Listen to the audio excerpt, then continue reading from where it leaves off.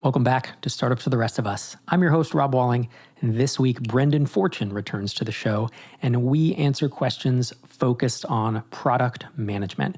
We talk a lot about identifying and focusing on your ideal customer profile, how to prioritize feature requests, some dangers around using tools to prioritize feature requests, how to think about pricing, and more listener questions focused on product. Before we dive in to the questions, we are raising Fund 3 for Tiny Seed. We are investing in ambitious SaaS bootstrappers. We've made 192 investments to date, and Fund 3 is slated to invest in well over 100 B2B SaaS founders over the next few years. tinyseed.com/invest if you are interested in indexing your investment across a lot of different B2B SaaS companies that we identify through our application process, and we identify as being high velocity and as companies having a high chance of succeeding and providing an amazing return for investors. So if you're an accredited investor or the equivalent of that in your country, you do not have to be US-based to invest. Head to tinyseed.com/invest. And finally, MicroConf Mastermind applications are open now, and they close on March 31st. That's at microconfmasterminds.com. If you want to get matched up in a peer group of other ambitious B2B SaaS founders that are looking to travel a similar trajectory to you, and some will be ahead of you, some will be behind you, but frankly, we spend a lot of time to match those that are around the same stage as you, and where we think that a small group of you, 4, 5, maybe 6 of you in a mastermind will be able to provide a ton of value to one another. microconfmasterminds.com. And with that, let's dive into listener questions with Brendan Fortune.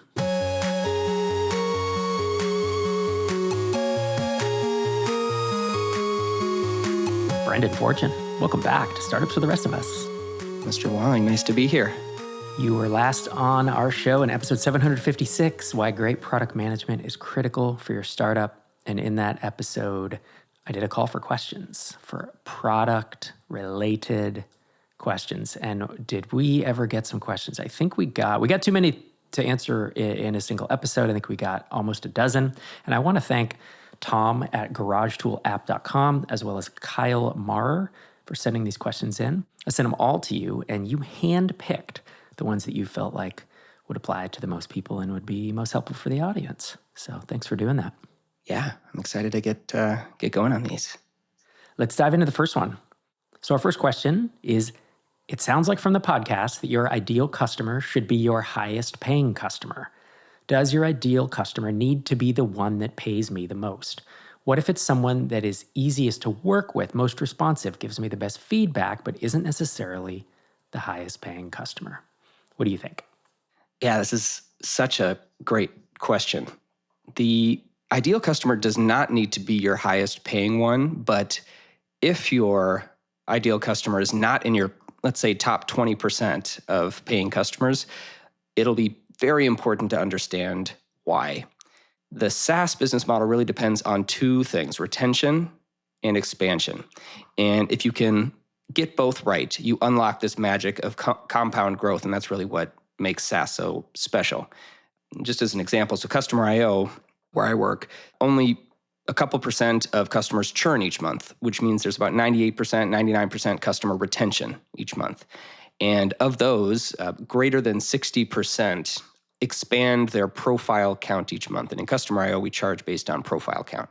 So when they add profiles to the system, they pay Customer I/O a bit more each month. So the combination of keeping these customers month over month and them growing is what unlocks this compound growth. So when you're thinking about your ideal customer, one of the things to do rather than just jumping to the highest paying, although I think that's a good shortcut, is you could look for your oldest customer. That's retention. So someone who's really stuck around and gotten value out of your platform for a while. And you want to combine that with the oldest customer that has also grown their usage of your system the most. So whatever the key actions are, key behaviors that you want to see that not only that they've been around with you for a long time, but also that they're using you consistently and ideally more and more each month. And those customers, if you're pricing right, are almost always going to be some of your highest paying. They'll also often be some of your most responsive because they're getting value out of your platform. They've got questions, they've got feedback, they want you to improve certain things. They're probably not going to be the easiest to work with, though, because they'll be pushing the boundaries of your system, whether that's missing capabilities or features, whether that's the performance, if you've got really a high data processing type of product, Drip is a good example of that, or both at the same time. So look for the ideal customer, again, and the ones that have been around the longest and have used your product more and more and more over time. That'd be my pitch. And finding an ICP is harder than it sounds. I remember with Drip, and I would say in the early days, but even in the mid days, the later days, there were several different ideal customer profiles. Now, Drip is a pretty horizontal tool, right? An ESP, marketing automation provider, however you want to classify it. And there were bloggers with these massive lists that would come in and pay us a load of money. Problem is they kind of went to the tool du jour. And so they switched. The switching cost for them was very low because they didn't build deep automations. They really weren't that technical. And so really what they kind of needed was a newsletter service, with some email sequence. This is a pretty light use case. But they paid us a lot of money. And so at a certain point, they were a pretty key component of the Drip customer base. But as time went on, they were less and less and less. And we actually focused less on building features for them. Frankly, they just didn't need the complicated features. SaaS companies were interesting because they did need the complicated features. But to your point, man, they pushed the envelope of everything because they tied into the APIs and they did all types of crazy, I say crazy, it was just what they needed to really communicate well with their customers. Very complicated setups. And SaaS customers' list sizes are way smaller than bloggers, right? You get a blogger we had a blogger with 1 million emails. Rarely did I see a SaaS company with even 100,000 emails. Like that would be a lot, right? 50,000 was more the size. So, and since pricing is based on subscriber count, that's what we were thinking about. And then what was the other one? Well, e-commerce became a thing even before there was the pivot, right? As I was leaving, they pivoted into e-commerce. We did no marketing to e-commerce. We did not even have a Shopify integration, and 15% of our customers were e-commerce. And I don't really know why. I didn't really have reach into e-com, but they came in, and I remember their use case being a little different. But info marketers actually, and I'm separating those from bloggers, may have been the best customers because they tended to, I'd say, build bigger lists, maybe not as big as bloggers, is definitely bigger than SaaS. They really needed the components, and they locked into our integrations because info marketers are selling things. And so they needed either that Stripe or the PayPal or the SendOwl or the Gumroad or the, some type of lightweight cart. These are carts back in the day. I don't even know if SendOwl is still around, but these were a lot of the integrations. And they, I think, pushed the platform in a more healthy way that a lot of people could use versus we had some SaaS founders and I guess some info marketers who pushed it to the point where Derek and I kept building things for them. But at a certain point, I remember being like, why did we build all these super power user features? Like Brennan Dunn, the co-founder of RightMessage, he wanted a full-on JavaScript console he wanted to write the workflows in JavaScript or Markdown or something. And I remember being like, that's an interesting idea that absolutely one person will use. And so the reason I'm saying all this is you and I can talk about ICP and say, man, you should really find one ICP. It's not always that easy, And there were, again, everything's a bell curve. There's always a spectrum. And I felt like there were Venn diagram overlap, or there's something where bloggers were not our number one ICP, but they were number 4 for a while, and they actually paid the bills for quite a long time because they had these big lists. So I guess that's my color commentary on this. What do you think about that? And how does that translate to larger companies? Let's say I'm doing 50 million a year as a SaaS. Do I have one ICP or am I adding more over time? Yeah, I think there are almost always multiple ICPs, and then there's one priority because that's the definition of priorities. You can only have one, at least one at the top. It's so interesting to hear you talk back on these ICPs for Drip, though, because even I want to take a minute and play them back on this retention and expansion framework. So the bloggers, for example, they are maybe a little bit lower on the retention side, like you said, because switching costs are down. But on the expansion side, they're high because they're going to be adding way more people to their list, which is how you charge. So you got one of the elements, but you don't have both. On the SaaS side, their retention is going to be really good. And integrations are such a key part of retention strategies for a lot of SaaS products, especially when you have to put in a custom integration, which was part of Drip's deal, certainly part of Customer.io's as well, where there's an API integration in addition to maybe a Shopify or some WooCommerce or something else. So you've got the retention angle there, but then you're missing a little bit of that expansion, like with the SaaS companies and stuff. And ideally, you want to try and find someone that's going to be a little bit of both. And there, there's some customers like the info marketer is maybe a little bit of a balance of both, because the retention might be a little higher, not because necessarily of their integrations, although that could be part of it, but it's because of the complexity of the workflows and the automations that they might build out. And Brennan Dunn is like the ultimate example of that. And he really pushed Drip to its limits. So I totally agree with that. And I think when you're looking at different ICPs, the focus is less on which one should I just go all in on, and instead, what's the stack ranking that I want to put them in based on this combination, again, of like retention and expansion. And it's rare when it's just like obvious. Well, okay, of course, we'll just do this. So you do end up having to focus a little bit on multiple.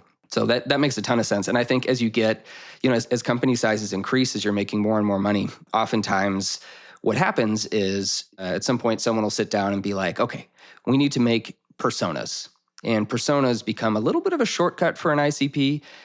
Sometimes they become, I don't know, kind of like a more of a mental exercise than a practical exercise, because people get so obsessed with who's the buyer, wait, who's the user, who are we going to pick for pictures, like all sorts of stuff. But at the end of the day, if you can connect it back to expansion and retention, I think it all boils down to that. And even as companies grow, you have to find who you're going to prioritize, even if it is more than one ICP. One other thing I want to add to this before we move to the next question, and it is there's a third element. It's not just retention and expansion, although you could lump this into expansion, but I'm gonna argue that it shouldn't be. And it's promotion or spreading the word. And here's the thing. If you have a bunch of info marketers or bloggers using your tool, and you set up an affiliate program and they like your tool and you pay them 20 or 30% top line, they will likely get you hundreds or thousands of customers. Like if you work hard at this and this is your focus and you do webinars with them and you push, it's the playbook that ClickFunnels did. It's the playbook that Leadpages did. I've seen it over and over. If instead you focused on SaaS founders, they do not give a shit about affiliate commissions. They don't have an audience. It's not the same thing. So there's a third element that is not present in most customer bases, to be honest, which is why you're not bringing it up, because it's probably 5% of potential SaaS apps have this ability, maybe 10%. It's a very super minority. But if that's on your radar, you can absolutely grow very quickly, often in an unhealthy way, I'll say, often giving away a huge amount of your net margin. And often the promotion is to nascent entrepreneurs, early stage kind of wannapreneurs is the derogatory term for it. And so the churn is really high. But man, I have seen the internals of a business that went, what did it do? I think it was end of year one, 2.5 million ARR. And this was basically mostly bootstrapped. End of year two, 5 million. End of year three, 10 million. End of year four, 20 million. And it was on the back of this. And so it's an interesting thing. It's not something I've ever executed on, but I have seen it. I've seen it both, I'll say, secondhand and third hand, through both Tiny Seed companies and other companies I've been involved in. Yeah, so it's like the third angle of acquisition. There you go. That's maybe where I'd play that. And if you can get as long as, again, the acquisition falls out the leaky bucket, if you don't have the retention piece of it, which can be the risk, and you called that out too. But yeah, that's a total fair point. If you've got like a Venn diagram of three things between retention, expansion, and acquisition, and in a perfect world, you get all three, but like it's not very common at all. But yeah, that's a totally fair point. And I think a lot of, especially like you were saying, that early stage where you're trying to get some sort of traction, you're trying to bring a lot of customers in the door. If you've got an opportunity to go after that, then do it.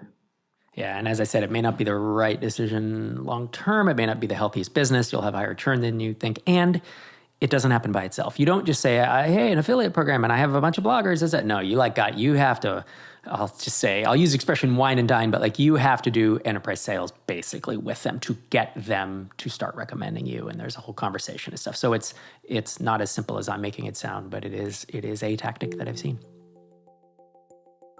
I want to take a minute to let you know about the MicroConf Growth Retreat, a new event we're launching in London from May 14th to the 16th of 2025.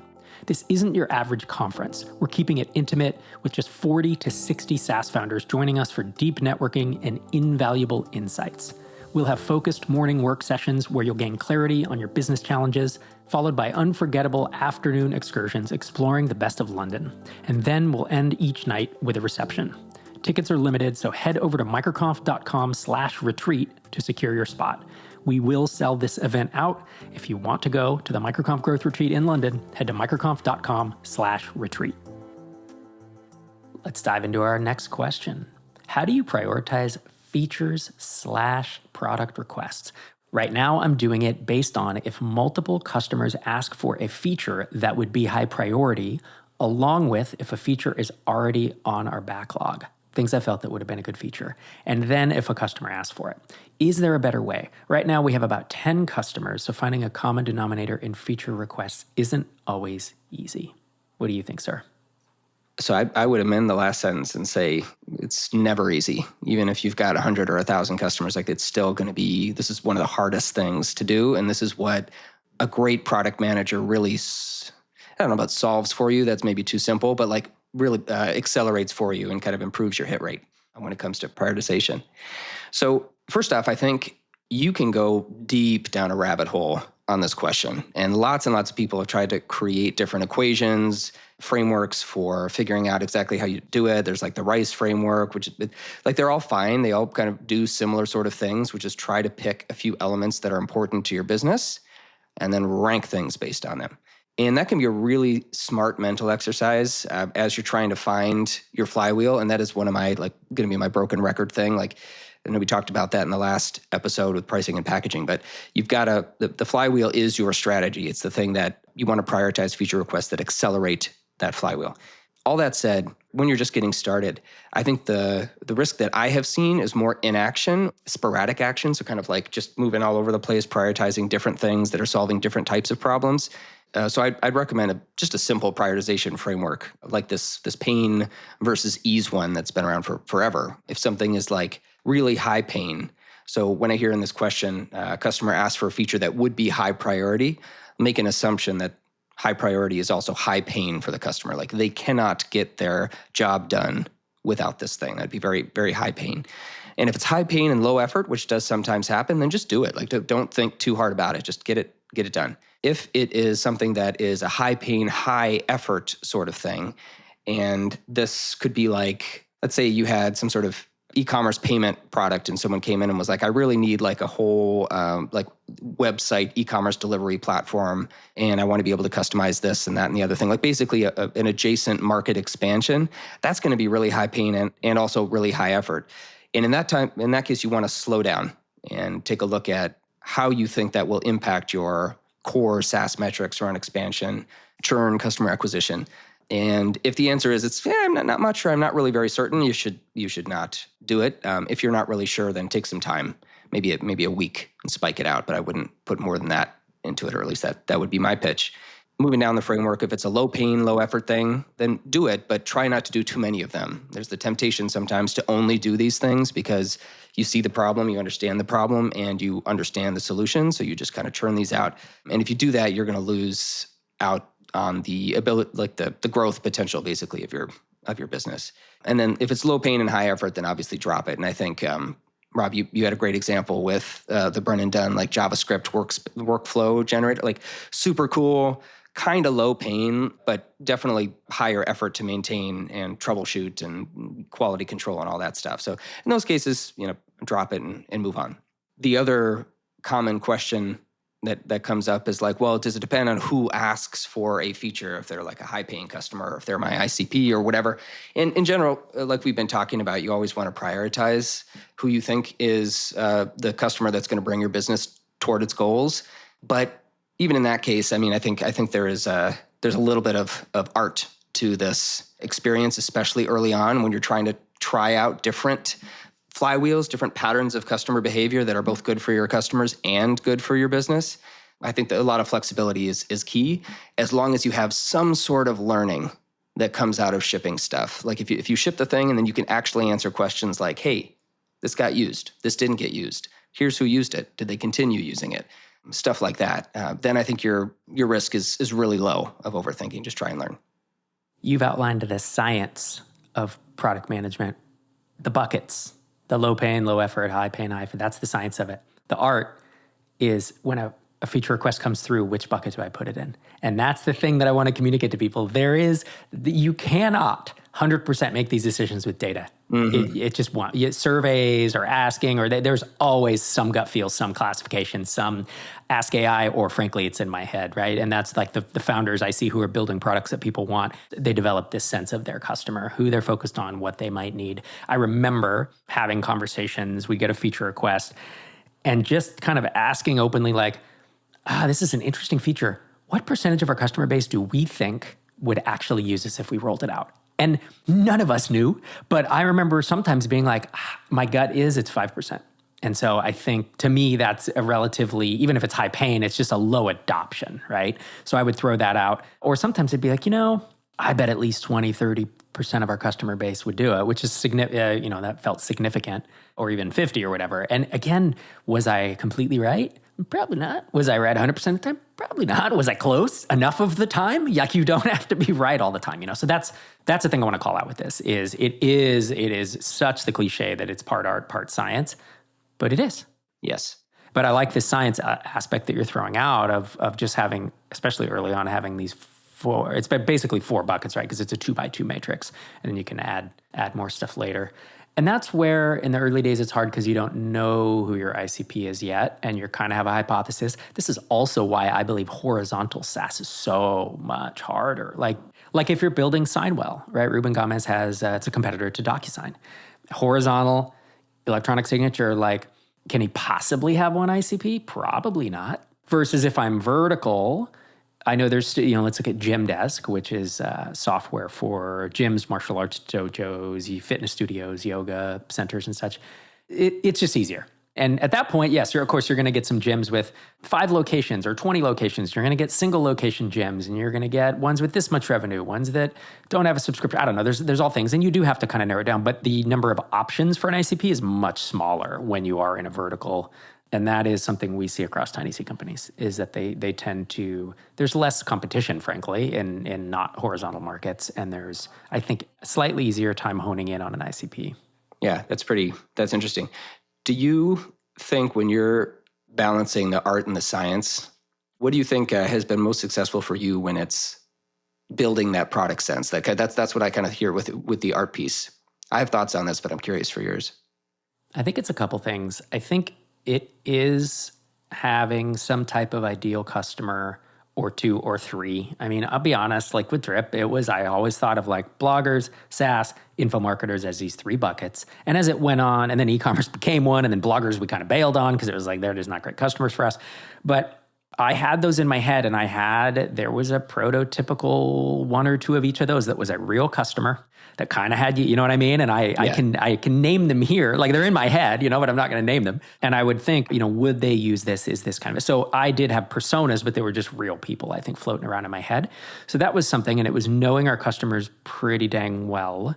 And then there was this other thing, man. It was like product vision. Like, does this fit with what I want to build? There were times where, like, we got requests to add a CRM to Drip a lot. And I remember Derek and I wrestling with this and be like, is that where we want to go? Like, that's like ActiveCampaign has that, and Infusionsoft, which changed its name to Keep, had that. Is that really the business we're in? Or do we think we can get to tens of millions of dollars without adding a CRM? Because by the time we add a CRM, we are heading down this dangerous road of we're going to have 2 mediocre products attached to each other. I mean, inevitably, right? Right. And so that was like our vision collectively was like, I don't think we want to do that. If we do that, we are going all in on that. And then I only want people who need a CRM in Drip. I don't want people who, again, like info marketers, they don't need a CRM. So I would almost be turning our back on them and saying, if you need Drip plus a CRM, then now you're our ICP. And I never felt like that was the right call, right? So that's why tying that vision, product vision of saying where we want to go and like where we want to be in the market and what market we want to be in and who we want to compete with was really the thing. So those are my thoughts. How about you? Well, I think the specificity is so useful that you're talking through. And I agree. A lot of the times, especially early on, the more customers that you talk with deeply, so not just like a random one-off or like, oh, I've got one email, but you've like actually had conversations with them, maybe had lunch with them even, or something that's a little bit deeper. The more you can drive them into your head, the more you develop this product sense. And I think that is a superpower of most founders, is if you can be more in touch with your customers, more intimately involved with them, You develop that product sense a whole lot faster than if you're a product manager, for example, coming into a bigger company that's just trying to develop that same thing. And that is why I think it's a little bit easier to develop products that customers love when you are more intimately involved with those customers. And it's because your product sense or the art is a little better.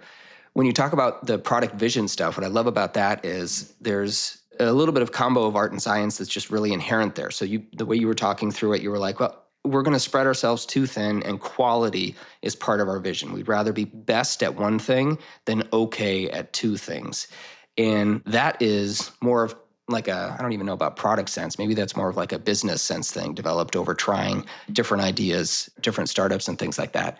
But the reason I ask that question is because along my career, sometimes I've found it really hard to follow exactly what does that mean if I want to develop this art. Is that like a nature thing or is that a nurture thing? And I still think it's a little bit of both, but I think it's a lot of it is nurture. That's why the power of curiosity is so great. I think as a product manager or as a founder is because then you'll develop this sense which you need in order to balance making decisions quickly with making the right decisions on priorities. So I basically wholeheartedly agree. All right, let's dive into our third question. Brendan talked a lot about pricing and not leaving money on the table. But what if your competitor's pricing does leave money on the table? For example, we charge per user. Well, one of our competitors lets you have unlimited users for a fixed price. Ooh, that's kind of rough. That competitor is probably making a mistake. So the question is, how do you compete against that?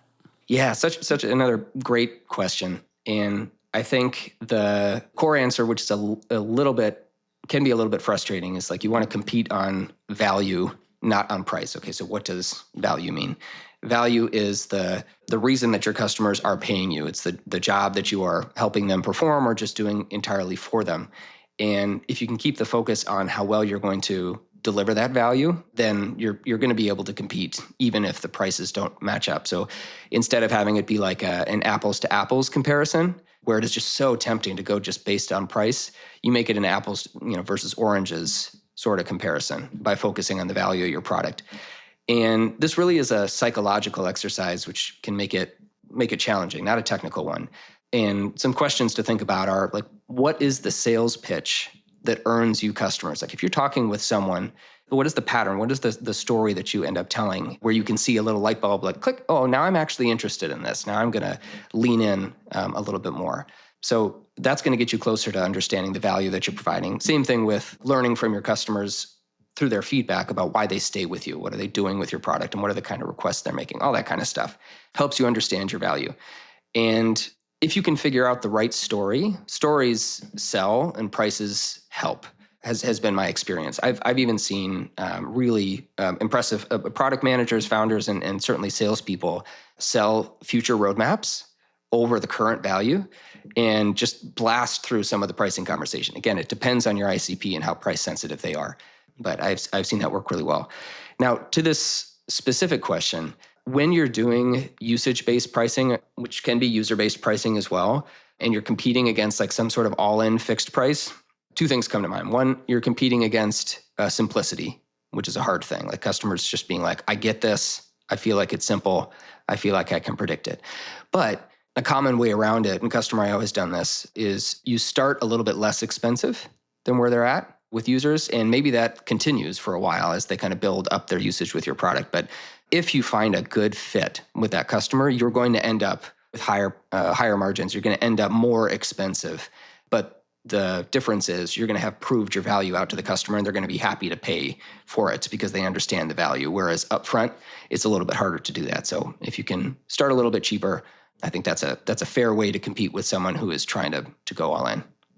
Something I like about what you said is basically, if you're undifferentiated, you become a commodity. And if you are a commodity and you are competing on price, good luck. Like, don't do that. Is basically like, if you've listened to the show for any length of time, I will frequently ask people, especially when I'm challenging them about their product, how are you different? How are you different? How are you different? Because if you're the same as anything else, then you compete on price, and that's it. I have a section in my book, the SaaS Playbook, called How Can I Build a Moat? And I talk about network effects of integrations. I talk about building a strong brand. Brand can be bullshit, but frankly, the larger you get, the more it matters, right? When you're doing 10 million a year and they're like, absolutely. I know I'm going to go with customer.io over XYZ competitor because the brand is stronger. I talk about switching costs and some other things. I'm trying to think if I've ever competed on price ever with any product. Probably some commodity stuff I had years and years ago, like pre-drip and even pre-Hittail. Because like MicroConf itself, a ticket to MicroConf is more expensive than most startup conferences. But guess what? We sell out every event. Why do you think that is? When someone could buy a ticket for half the price to go to another event? Because MicroConf has a strong brand. There is trust that we are going to deliver. With Drip, we used to get, you're 20%, 30% more than MailChimp. And so we would say, great. If MailChimp has what you need, you should go with MailChimp. But guess what they don't have? We had the whole visual builder, we had all this stuff. If you need this, we are way cheaper than any other competitor. And that's how we positioned ourselves, right? Even today, TinySeed itself is not the cheapest money that you can raise. And I've seen this ad on Instagram. Well, it's being copied by a bunch of things, but it's for socks or for pens or for whatever. And there's this one for this sock company. And it says, these socks are not cheap because they're not cheap. It's not cheap to make a sock that lasts 4 times longer than cotton. It's not cheap to create a merino wool that blah, blah, blah, right? So they're leaning into why they're expensive. And so we were batting this around. I like these types of things where it's like this counterintuitive approach.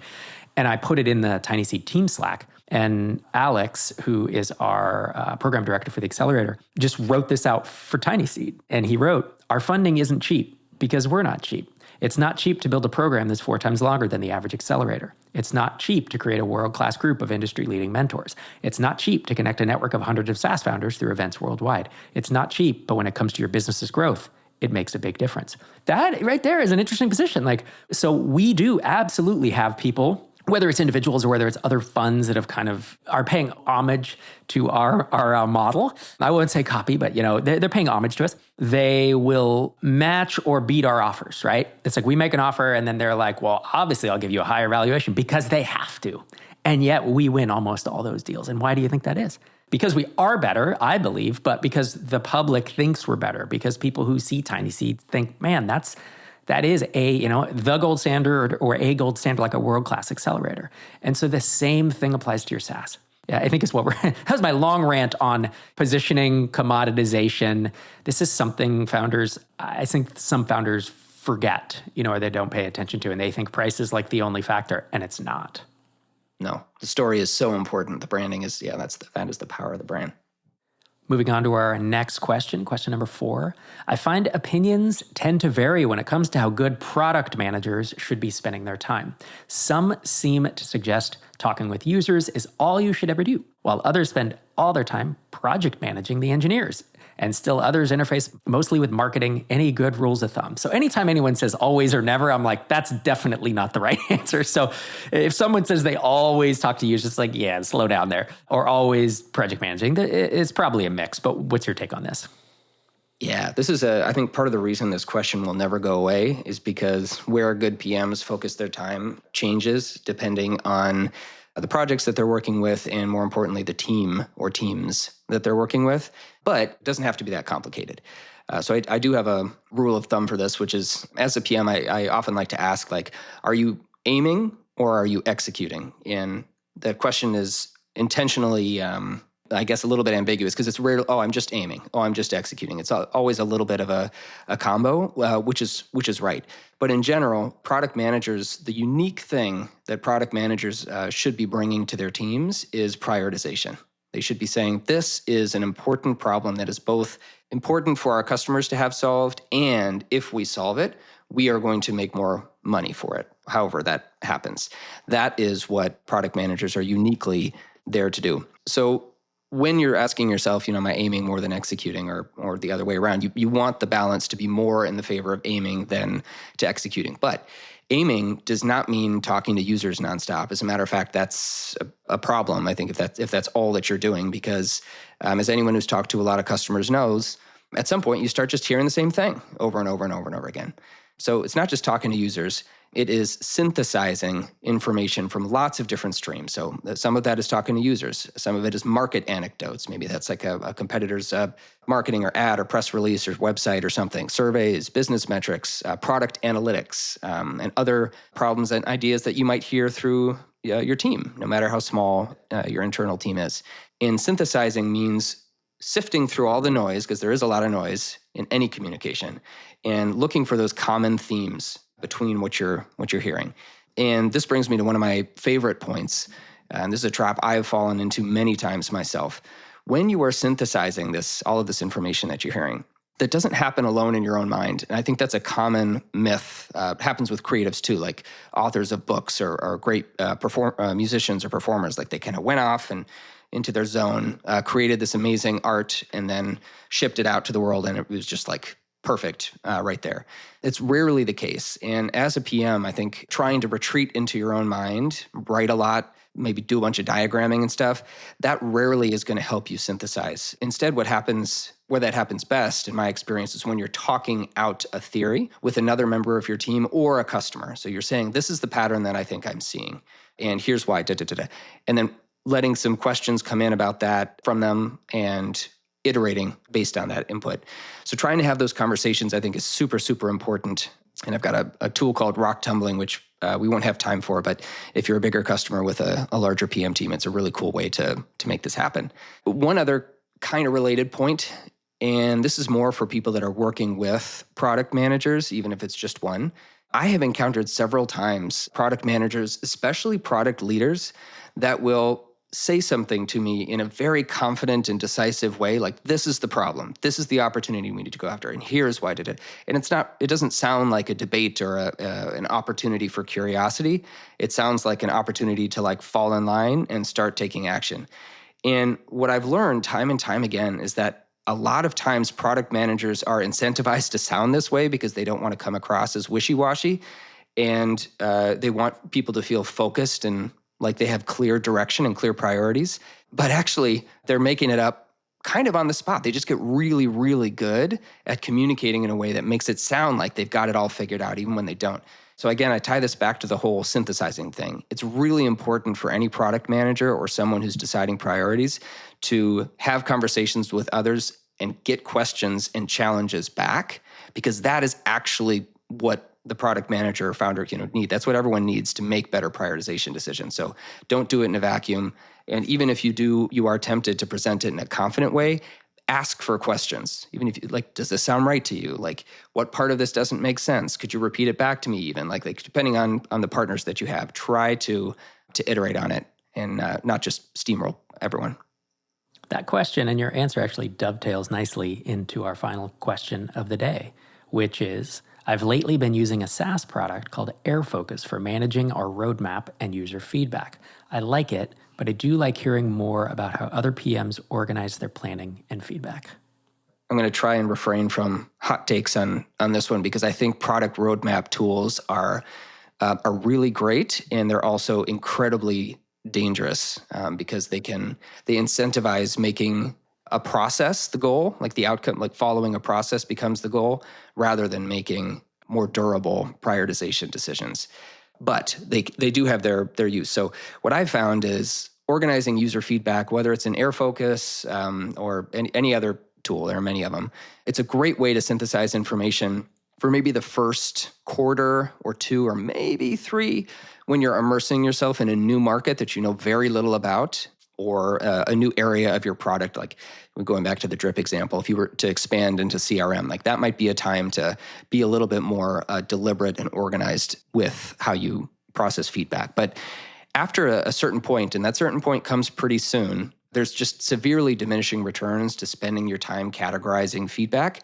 And what I mean by diminishing returns is your prioritization decisions, they don't tend to get more accurate for all of the work that it takes to be like, I got this email. There are 3 pieces of feedback. Here's where I'm going to categorize this. And tools that are around road mapping and organizing feedback often encourage you to go to that level of detail. So what I'd say is it's more of a time thing. So use AirFocus, use any of those tools kind of at first. I find a spreadsheet does about as good of a job if it's just about organizing the feedback, less so about like presenting a roadmap visual. which actually brings me to the second point. Roadmaps are a fascinating topic because what the best roadmaps are lagging indicators or like outputs of alignment with the team, no matter how small that team is or how big the team is. So they're not connections to your user feedback. It shouldn't be the output of an equation where I've got 5 high-paying customers that requested this thing, therefore, boom, it's on the roadmap. Instead, it's more about, again, communicating the alignment around this is a business opportunity that I think, and members of my team are all in agreement, like in alignment. They've challenged it. They've had a chance to hear and discuss it. And so the roadmap is kind of inconsequential. It's just a representation of what we've already talked about and decided. And tools like AirFocus, again, sometimes incentivize creating a roadmap document without those conversations because they tie it just directly into your user feedback organization. And you can do that, but in my experience, where that tends to work is in organizations where you're not being challenged. And then I point back to my synthesis. You're probably not going to be making the best prioritization decisions if you are making them in a vacuum just out of that organization. You're going to make better decisions if you're forced to build alignment with other people and not defend your decisions necessarily, but at least like process them, like rock tumble them. That's the old Steve Jobs analogy of like, you want to bang them against something hard a little bit because they'll be smoother. You're going to get a better output if you allow them to be beaten up a bit. So in a nutshell, tools like AirFocus are great. I've never seen one that's better than another personally, but don't lean on them too heavily would be my recommendation. And I would be remiss if I did not mention tiny seed company Savio at savio.io. Their H1 is centralize, organize, and prioritize go-to-market team product feedback. So folks can also check that out if they are evaluating options. Brendan Fortune, been quite the pleasure, man, having you back. Yeah, I love these questions. It's a good questions, I know. And there were several others that we didn't have time to answer today, but really enjoyed having you on the show again. Folks want to keep up with you. They can search for your name on LinkedIn. We'll obviously link that up in the show notes. That's probably the best spot. Yes. Yep. Brendan Fortune, just like it sounds. Thanks again for coming on the show, man. All right. Thank you. Thanks again to Brendan for coming on the show. And thank you for sending in your listener questions, whether you sent in the product-focused questions that came for this episode, or you head to startupsfortherestofus.com. Click the Ask a Question link in the top nav. Your questions are what allows this podcast to feel more like a community, more like a living, breathing thing, rather than just me talking on the microphone every week, as I've done for 15 years. And speaking of that, episode 1 of this very podcast came out on March 30th of 2010. This is going live on March 25th, 2025.